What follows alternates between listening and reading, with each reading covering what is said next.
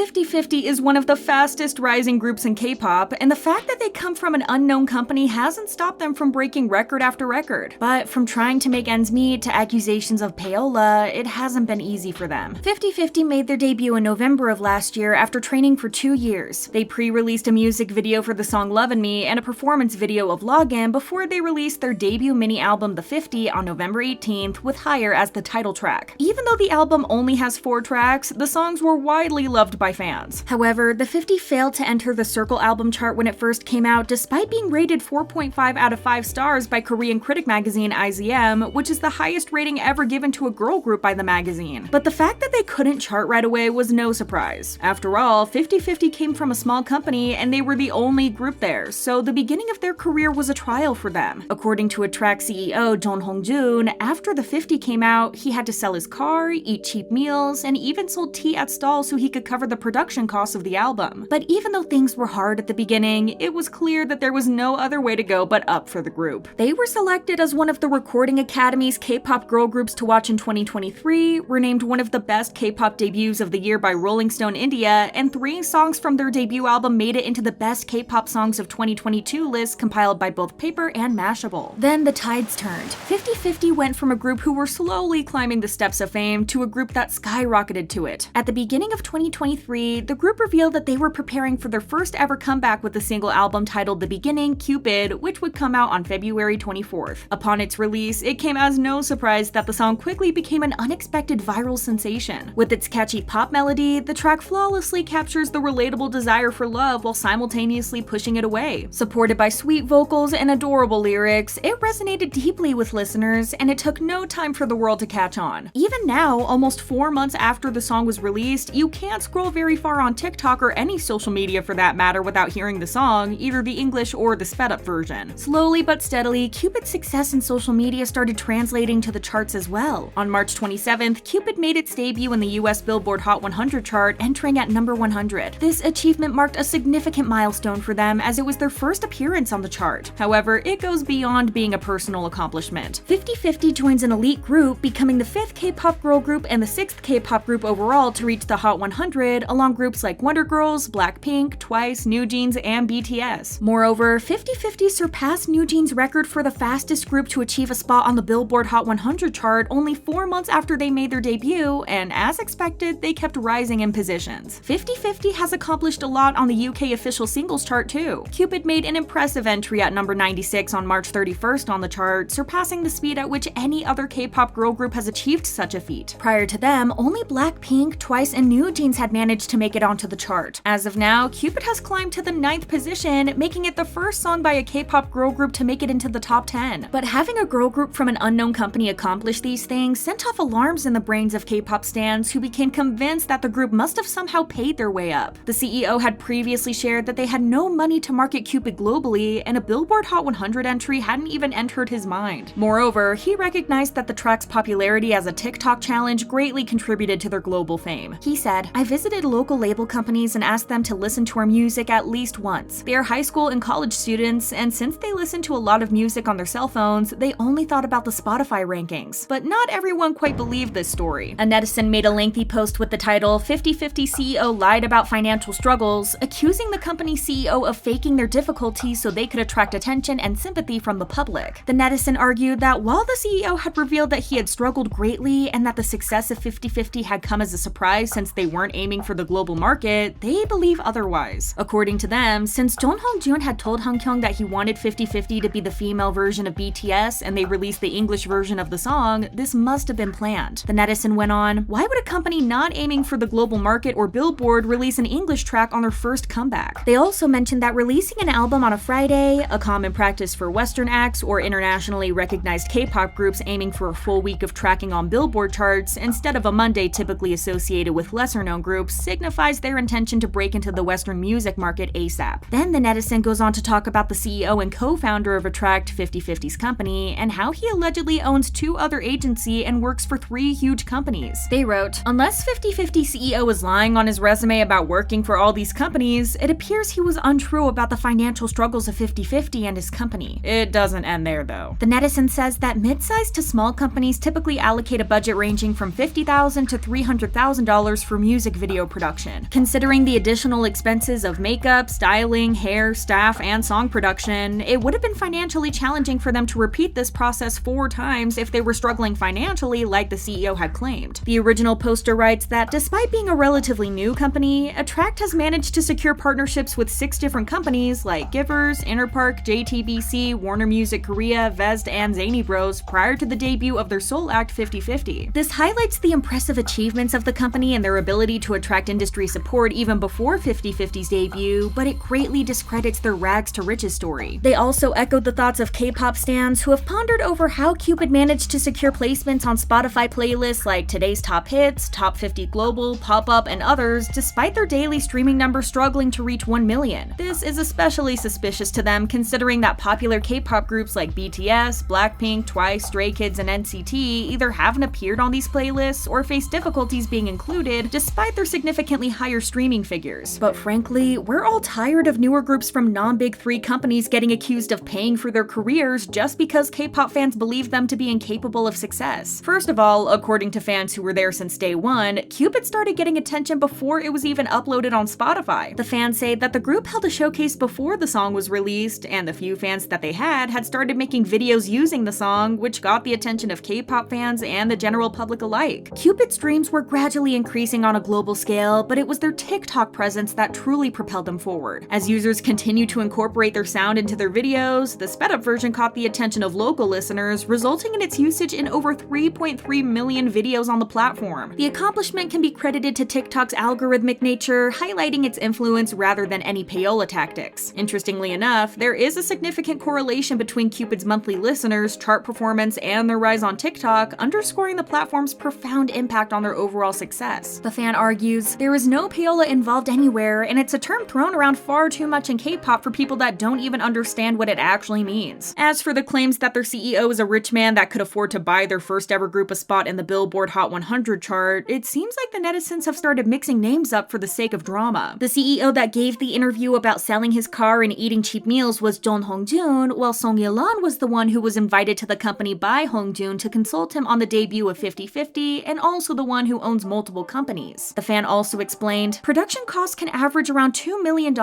Attract isn't poor. Debuting a girl group and everything that comes with it is just insanely expensive. The plagiarism accusations also came up, with the Turkish singer claiming that 50/50 plagiarized his own song from 2017. Bitter K-pop fans who had been waiting for the opportunity to have a reason to dunk on 50/50 jumped on the accusations and asked for an apology from the group and their company. However, fans explained that the chord progression used in Cupid is a very common one used in almost every pop song. Furthermore, the company released a statement refuting the accusations as they said, "We checked with the original producer after the recent media mention of plagiarism accusations against 50/50's Cupid, and we found the original producer doesn't even know the Turkish song in question. So 50/50's success shouldn't be seen as a product of dirty industry tactics, but a genuine rise to fame due to people's love for good music and great performers. And as the group keeps breaking record after record, we can only hope for them to reach new milestones and only get bigger." Share your thoughts in the comments, and we'll see you in the next video. Bye!